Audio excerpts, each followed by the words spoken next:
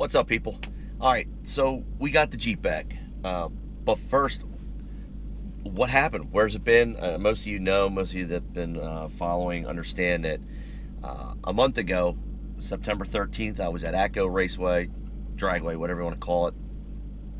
On my second pass, broken axle. This is what happened.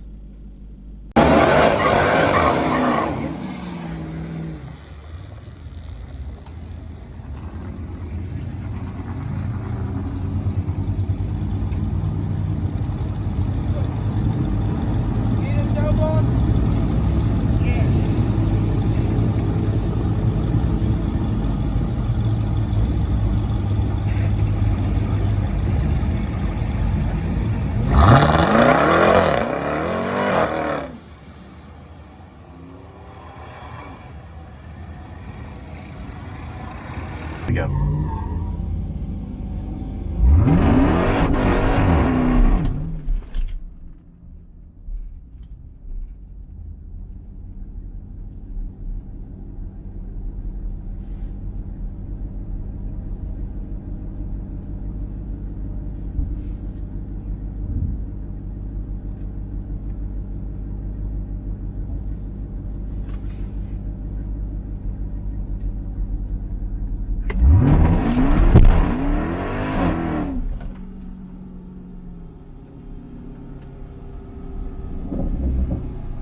Just broken axle.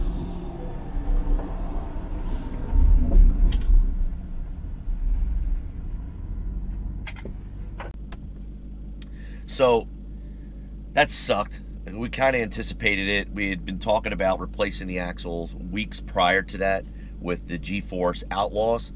I had made an appointment for November to have these installed, but I just never got around to it. My own dumb mistake. So we broke the axle. Before I even got off at a return line, I called DEFECTIVE Motorsports in Pensacola, New Jersey. They're one of my local shops, one of my go-to shops here in the area. And I highly recommend these guys. And after you hear what happened, you're definitely going to want to use them if you're in the area and if anything happens to your car. So I called Chase on the phone. I told him what happened. I said, hey, I'm at Atco. Axle's broken. I need to have the car towed to your shop. Going to order the axles tomorrow. He was going to look online for me and see if he can get a discount for me, which was awesome. So basically what happened was I ordered them directly from G-Force Performance. No indication on their website that the axles were on back order. So on Monday morning, I called the shop in Wichita, Kansas, and I said, hey, I just ordered these axles on Saturday.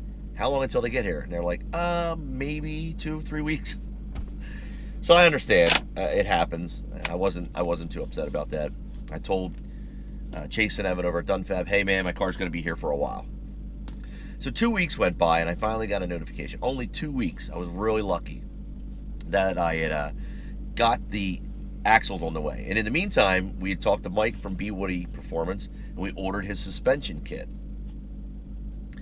So the axles come in, and Chase gives me a call, tells me, hey, we're working on them today. Everything should be good to go. And he calls me back later on that afternoon and says, we got a problem. So what's the problem? So the car, everything was OEM parts. Now, when they took the wheel hub off, now remember, the car sat for a couple of weeks. They never inspected anything because it was, they're busy. They got a lot of other cars going on. But when they finally took the wheel hub off, they realized the back of the wheel hub had a couple of marks. Probably not enough to make it, to mess up the part. But why, while you have it off and you see those marks there and you can see them in here in the corner of your screen, would you even take a chance? So we ordered a new wheel hub bearing and ring. That came in the next day, so we had to wait an extra day. They had a machine shop press the wheel hub bearing into the wheel hub. And on the wheel hub bearing, there's a magnetic strip. Basically, when that rotates, the ABS sensor's here, that's going around, it's creating voltage, and that's how your ABS system and speed sensor monitors how fast that axle's spinning. All right, what's going on over there. They got everything back together. Chase took it for a road test. Uh-oh, we got an issue. What's the issue? Immediately, the car was throwing codes. The car had not thrown any codes prior to this, but it started throwing ABS module, ABS system, forward collision warning, and parking sensors, all three tied together. What the heck? We couldn't figure out what it was.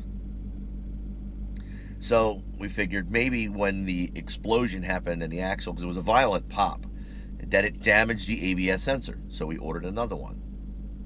$51, took another day. They installed it, did another road test. Same thing happened. Like, what the heck's going on? So now they have this like $16,000 scan tool by Snap-on. They plugged it into the car, and in 2018, Chrysler did something unique. They created a firewall so you could not get into certain modules without a subscription. If you remember, somebody hacked a Jeep Grand Cherokee through telematics, and this was to prevent that from ever happening again, which I don't know if it has, but there's a firewall. So when they plugged in, they wanted to see the ABS information and all the U codes, they couldn't access it. So we had to wait for the Snap-on guy to get there late one night. They had to go online, they had to get the $50 subscription, another $50. And finally, we were able to plug in and see what was going on. So it was saying all kinds of stuff like implausible distance data. The vehicle had stored codes, some unresolved, some pending. And it was all related to the ABS sensor or that wheel. Everything was showing that wheel. So they cleared the codes. They reinitialized the ABS. They followed all the steps on the in the manual, and we tried it again. And even after reinitializing the ABS, we threw the codes. This was one of the most frustrating things to deal with because we had all brand new OEM parts. We could not figure out what was causing this problem. So now this brings us to yesterday, the day I get my car back. We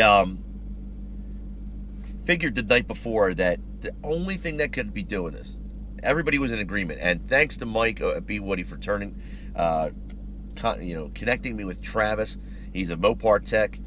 We ran the data by him that we had. I sent him some screenshots.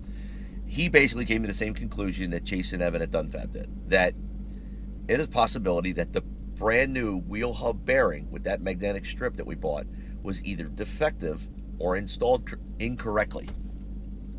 So yesterday morning, they pulled the wheel hub and inspected the bearing. It was incorrect. Now what? Well, Chase ordered this card that reads magnets. You gotta check this out. And I'll have a link for it in the description. Here it is right here. It's the bearing that was in, and as you can see, as he's passing this card over it, you can see there's the deformity. That's crazy. And that's the only spot it had it too, right? Right. Wow. This is the video he sent me. Right there. Basically, you pass this card over a bearing magnet, and it will show you if there's any deformities or if it's defective. Immediately, you can see, again, here's corner of the screen, I'll circle it so you can see the difference, that there's something wrong. That little mess up right there, that little deformity, was causing irregular voltage, an irregularity. And what that was doing was sending an erratic signal to the ABS sensor, which was triggering the codes. And you can see in the graph, the first graph here, this is what the wheel looks like when it has the erratic signal. After we fixed it, they had to get another wheel hub bearing, have that pressed in a machine shop. Obviously, we were down until yesterday. And then that corrected the issue. I hope nobody has to go through this, but if you do, if something happens where the ABS is coming on, your ABS light, your forward collision warning is showing, and also your parking sensors, all three. If all three of those are coming up and then U codes are pointing to that, and you just replaced your wheel hub, it could be a bad wheel hub bearing. Okay, that could cause it. We thought it was we ran through the checklist. I mean, I'm pretty sure now that we replaced the ABS sensor, that the other one was good. just a bad luck of the draw. Happy to have the car back. Really appreciate Chase, Evan, Nick, everybody over at DunFab Motorsports for taking the time and the patience to get us back up and running. 4 weeks, an entire month for this headache. It is what it is, but we're back now. This coming weekend, this coming Saturday, I'll be at B. Woody's shop down in Abington, Maryland. He's going to be installing his suspension kit. Here's a picture in the corner of your screen that we're putting on, adjustable control arms, whole 9 yards. We may or may not have time to go racing that day at Capitol Raceway. I've got a lot of stuff coming up that I have to take care of, but we're going to get the suspension done, going to get it locked in. We're going to take these 22-inch wheels off, put the 20s back on for the winter, and in the springtime, we will put a drag radial on, or a more like a streetable drag radial, something from Nitto, maybe the 420 Victors. We'll throw that tire on the car, and then we'll be back racing. I honestly don't know if I will be able to make it back this season. I'm in no rush to try and break something again. My schedule coming up I don't see any foreseeable openings because the test and tunes are very specific days. It's not every day. So I don't know if I'm going to be able to line one up. But if I do, I'll show you, and hopefully we can crack that 10.5. If we don't, we don't. We should. We should definitely do it in some cooler temps, but we'll see. Anyway, that's the update. Sorry for the long, drawn-out video, but that's what happened. And now we're back. And that's it. You guys and girls be safe. If you have any questions for me, you can shoot me a message below. The description of this video will have a link for Amazon if you would like to get one of those bearing readers or magnetic readers that will check wheel hub bearings to see if they're defective or not. If you ever run into this type of issue, it's something you can look at, but make sure you always follow the steps. Every incident is unique to the individual, so follow the steps. Rule out each thing as you go down. Don't skip a step. I had people telling me it's your rear diff, these things get chewed up. It wasn't my rear diff, but there's always going to be that person that's like, I know what it is, and they don't. So ignore people telling you what they think it is. They're just trying to help. I appreciate everyone trying to help, but follow the steps. It's painstaking. It's a pain in the ass. But that's the best way to get through anything like this, is to just keep going one step at a time, and eventually, if you're lucky, you'll figure it out.